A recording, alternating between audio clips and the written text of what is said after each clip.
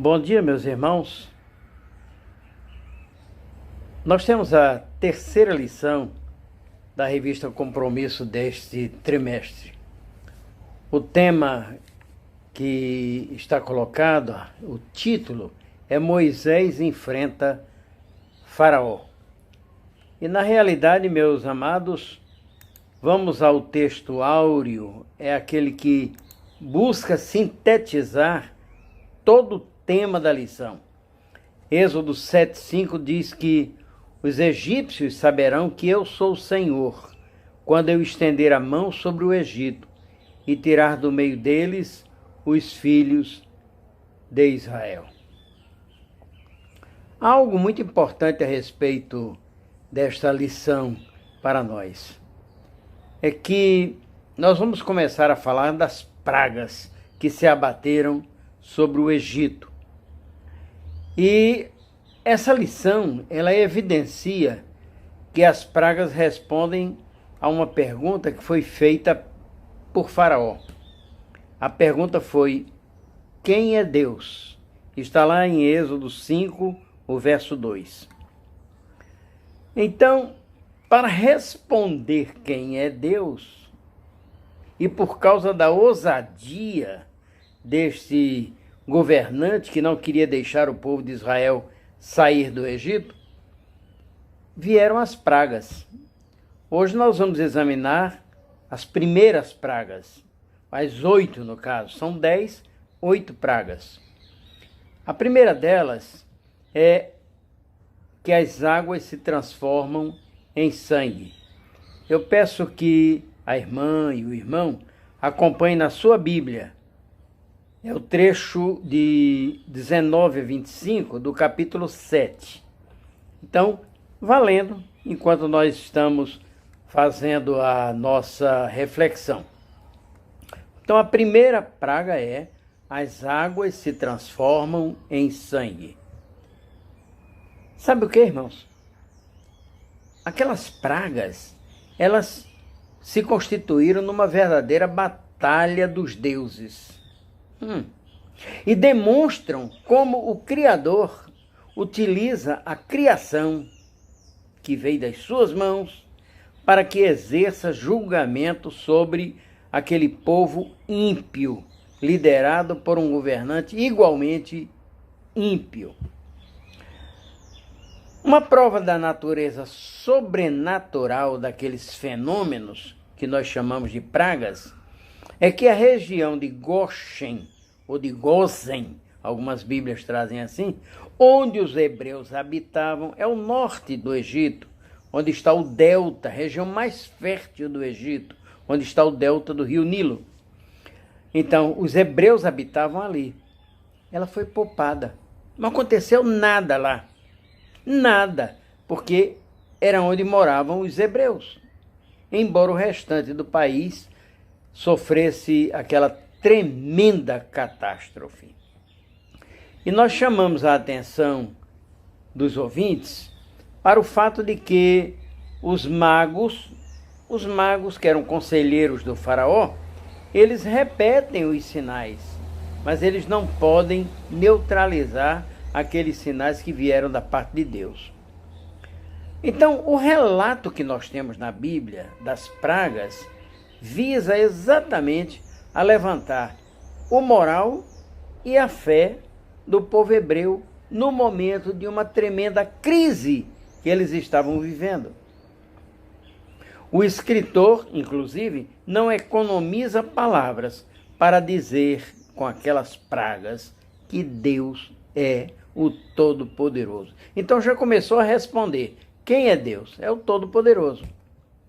Então, no caso da primeira praga, ou seja, as águas que são transformadas em sangue, entendamos que o Egito, ele dependia extraordinariamente do rio Nilo, porque se não fora o rio Nilo, o Egito seria um deserto total.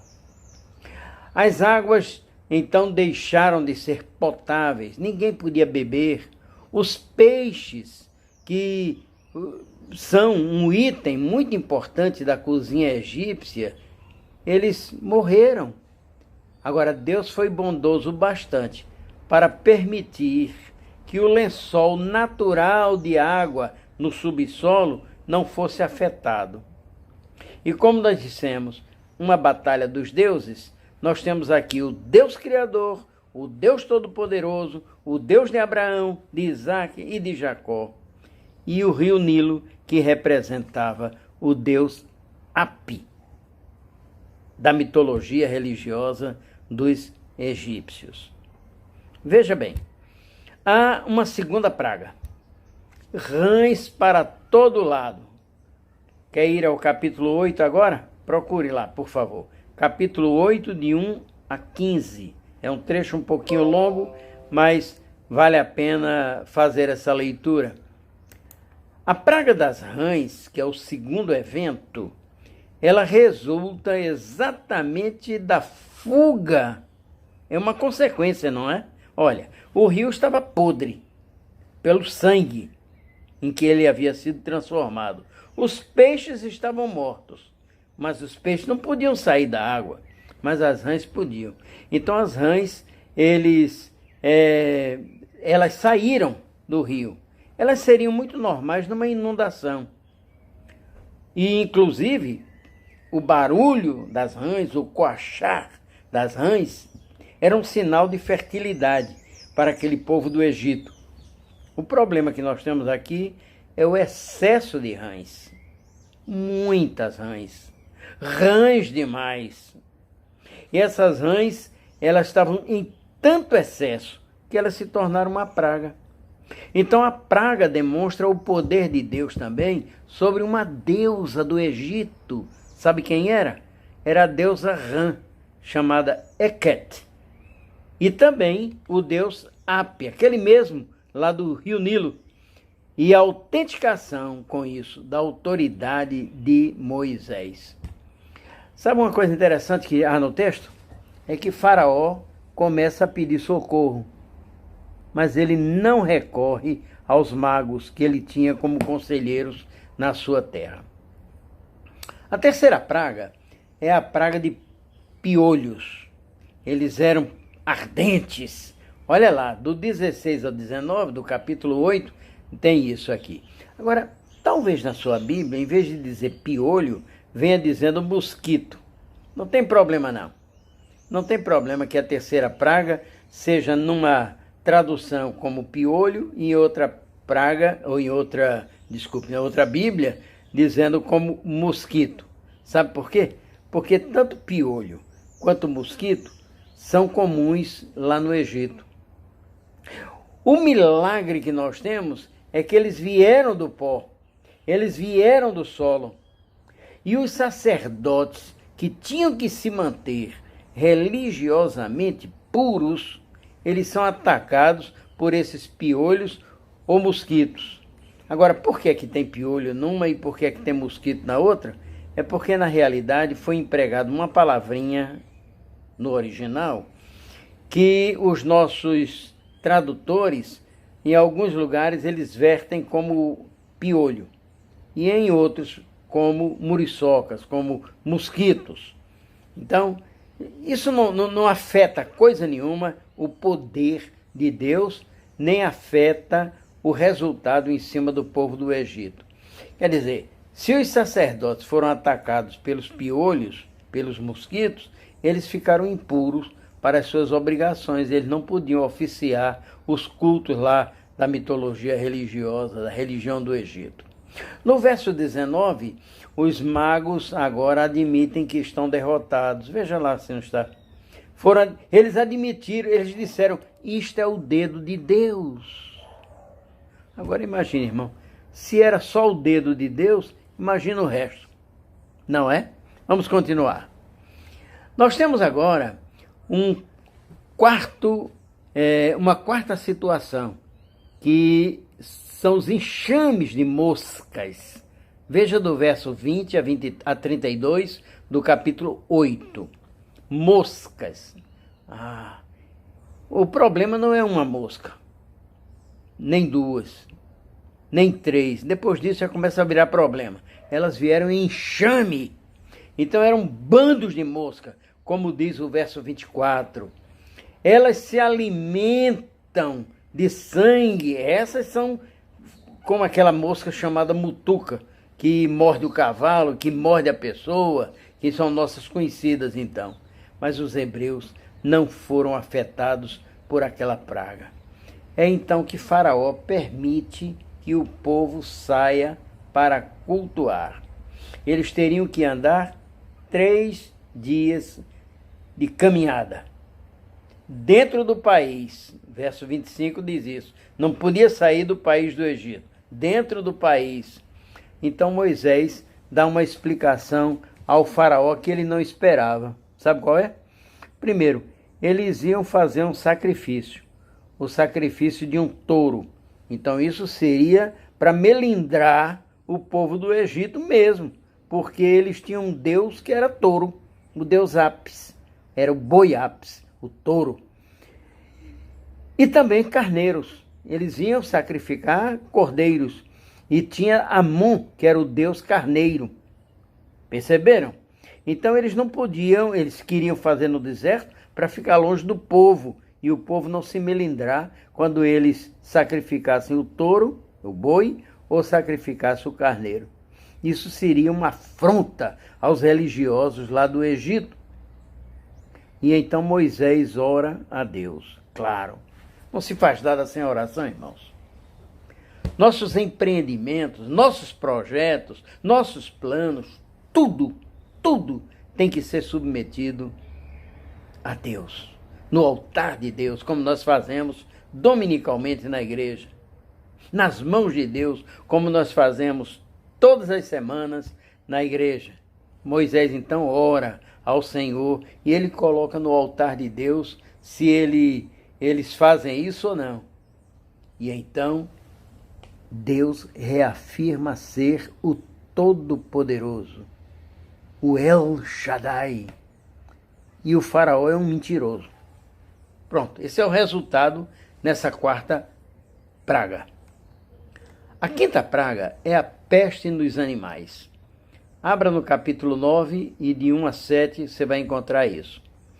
A 5ª praga, então, ela faz com que muitas cabeças de gado fossem perdidas naquela praga precedente, naquela praga do enxame de moscas. Isso trouxe, então, uma pestilência, claro. As moscas, as mutucas, mordendo o gado, mordendo pessoas.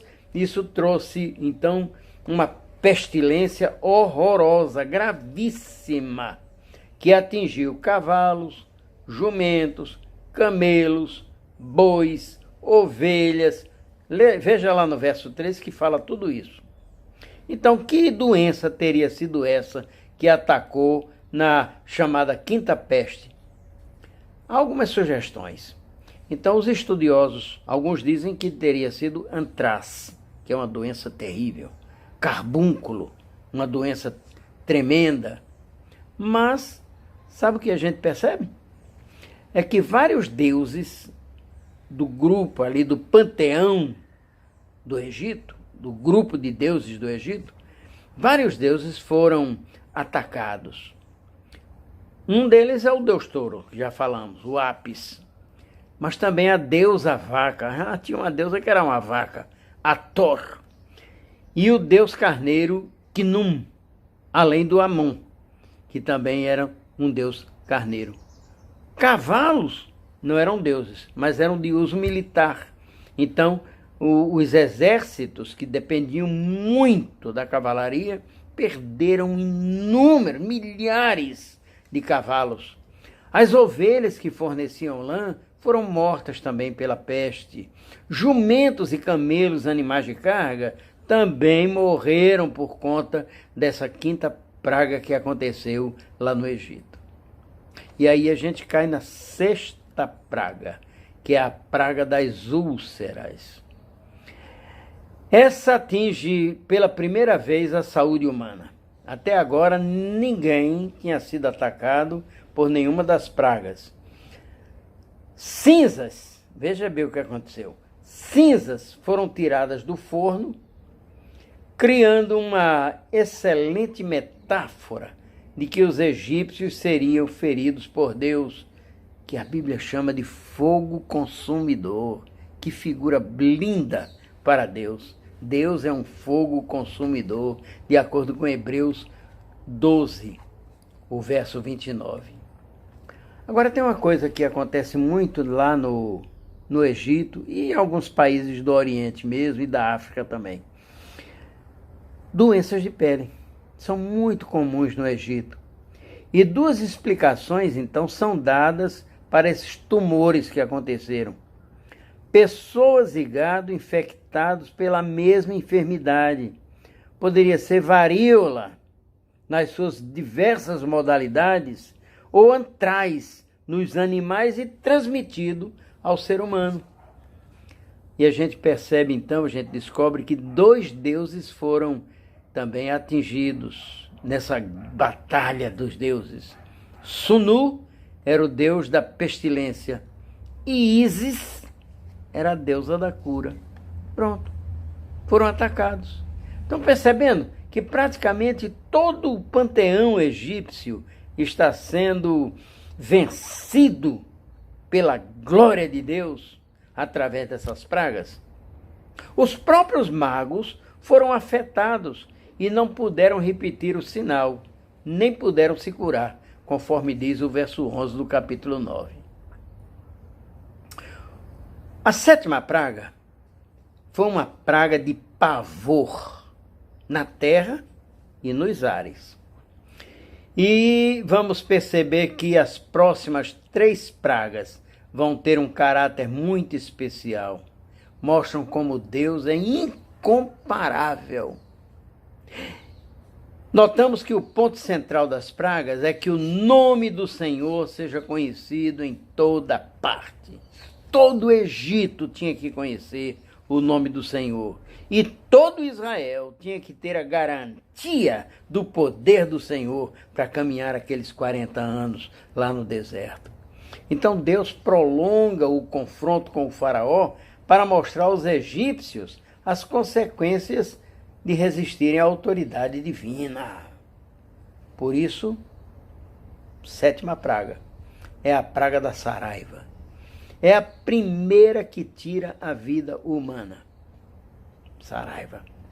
Daí a recomendação de que homens e animais deveriam estar abrigados, porque quando caiu aquelas pedras de gelo, ora, quando nós descobrimos que granizo, saraiva, cai em algum lugar, já tiveram a experiência de pegarem pedras de gelo caídas do céu? Nós já tivemos essa experiência de ver isso aí, de ser atingido por isso até. Carros hoje, com aquela lataria enorme de aço, eles são amassados. Imagina caindo na cabeça de alguém. Então, quem honrou a ordem de Deus foi preservado, mas os que deram as costas perderam tudo. E a maior tragédia da vida, meus irmãos, é estar perdido sem Deus, não é? É estar perdido sem salvação, é estar vencido para o futuro, perdido inclusive para o futuro, não é verdade? As plantas foram destruídas, as árvores foram destruídas, houve prejuízo para os produtores de linho, produção grande, o linho egípcio até hoje é muito conhecido, usado esses linhos na roupa dos sacerdotes lá do Egito. A produção de cevada foi atingida e que era usada na alimentação do povo também. E o fogo que está mencionado no verso 23 são os relâmpagos combinados aos trovões. Os deuses Osíris, olha mais um deus aqui, é o deus das colheitas, e Nut, que é o deus céu, foram humilhados com essa praga. No verso 27, o faraó parece até que está penitente. Mentira. Ele não se arrependeu de nada. O problema é a lei espiritual que diz que rebelar-se contra Deus é não ter salvação, pois o pecado imperdoável é não se deixar conduzir pelo Espírito Santo. A 8ª praga é a dos gafanhotos. É o capítulo 10 quem introduz essa praga e faz de um modo muito pedagógico, pela memória do evento. Trata-se então da praga dos gafanhotos. Veja lá, verso 10, capítulo 10, verso de 1 a 18. Os atos de Deus não podem ser esquecidos, irmão, de jeito nenhum. É por isso que temos a palavra de Deus, a Bíblia Sagrada. É por isso que nós abrimos a Bíblia e lemos acerca da Escritura Sagrada, do que Deus fez ao povo de Israel e o que Deus fez aos apóstolos. Olha o livro dos Atos dos Apóstolos. Os atos de Deus, então, não podem ser esquecidos. E a recomendação que nós temos é de guardar a herança espiritual. Você vai encontrar isso no capítulo 12, 26 e 27, no capítulo 13, no verso 8, 14 e 15, no Salmo 77, de 11 a 20. A Bíblia lembra sempre que tudo tem que ser feito para lembrar. Por isso nós temos a ceia do Senhor, que é em memória do Senhor. O que me deixa intrigado também é a 9ª praga. Trevas. E eu vou chamar de trevas palpáveis. Capítulo 10, 21 a 29. O que chama a nossa atenção é que os nobres lá do palácio, os príncipes, os conselheiros, enfim, aquela nobreza toda dos ministros, etc., eles alertam o faraó de que o Egito estava arruinado. Já estava arruinado por causa das 8 pragas precedentes. E pedem eles que ele permita que os hebreus vão para o deserto cultuar. E a Bíblia diz que o ar estava asfixiante, irrespirável. A Bíblia chama de trevas. Os versos 21 e 22 declaram que eram trevas espessas. Como é que a gente pode conceituar trevas espessas? Como se fosse uma massa. Perceberam? Tudo escuro, não se vê nada. Você não vê o sol, você não vê a luz, você não vê estrelas, você não vê a luz, você não vê nada. Porque está tudo debaixo de trevas espessas. Trevas que se podiam apalpar. Uma outra versão da Bíblia diz até trevas asfixiantes. Você queria respirar e não conseguia. Como é que você vai respirar um oxigênio que está em estado quase que sólido? Faz sentido, não é?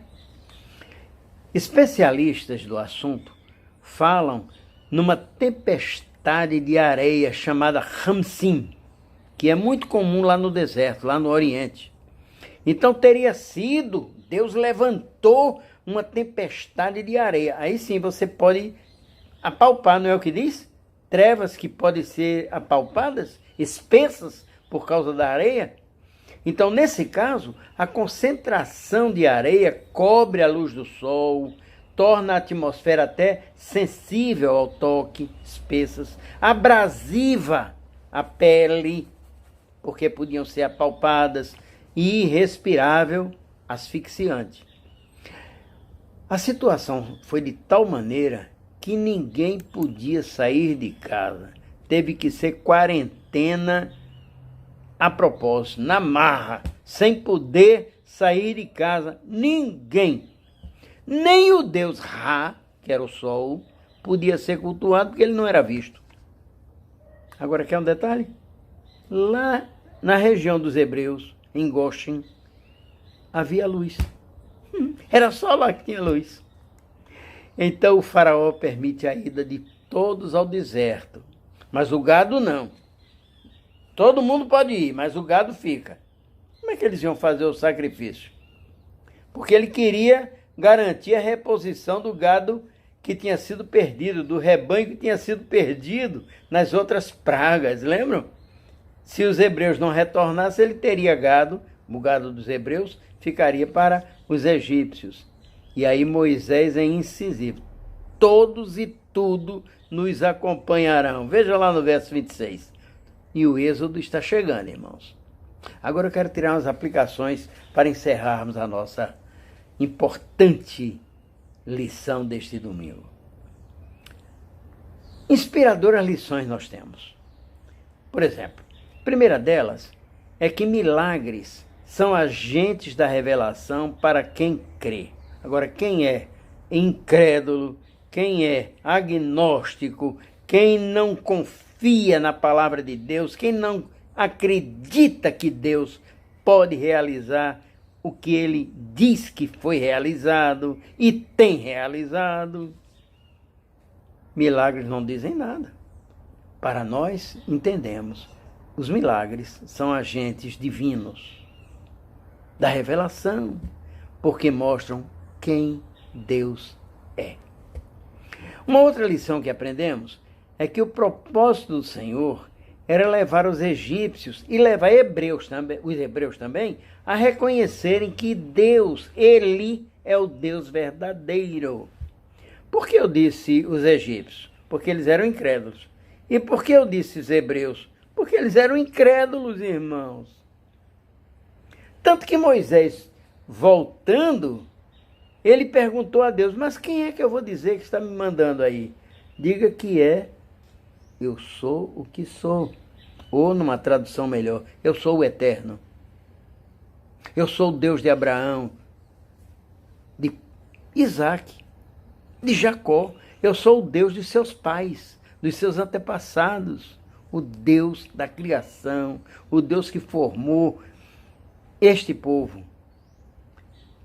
Uma terceira lição que eu aprendo é que quem ouve as palavras do Senhor é preservado. Está lá na Bíblia, capítulo 9, 20 e 21. Quem rejeita a palavra divina, então, se condena à escuridão. Vai ter que ficar nas trevas espessas e asfixiantes.